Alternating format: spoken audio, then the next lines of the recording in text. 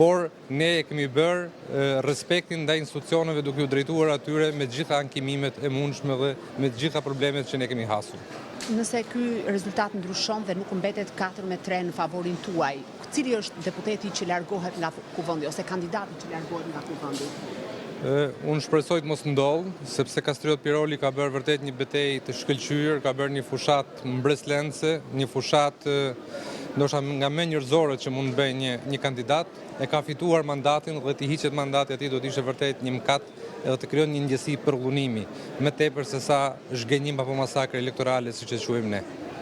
Në mos gabojmë, zoti Piroli ka dalë me vota në avantazh edhe në Mamuras apo jo? Po, ka dalë në Mamuras, ka dalë në Laç, ka marrë një sasi të konsiderueshme votash në qarkun e Lezhës, ka tregon që qytetarët e Lezhës ja kanë besuar atij mandatin e 4. Fola për Mamurasin duke qenë se dihet kush është një zonë, një mini zonë t'ia thuash brenda qarkut që në Mamuras, zoti Piroli ka dalë diku mos gaboj 600 vota për Partinë Demokratike në avans. Zoti Gjekmarka, kam edhe një pyetje jashtë kësaj çfarë po ndodh në kampin ose në parkun olimpik në lidhje me numërimin.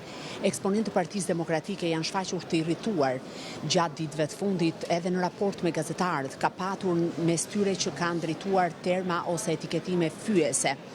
A distancoheni ju nga kjo gjuhë? A e keni diskutuar këtë çështje në forumet tuaja? Çfarë po ndodh brenda forcës më të madhe opozitare në vend? Asnjë nga kolegët e mi nuk është as armik i mediave, as i gazetarëve.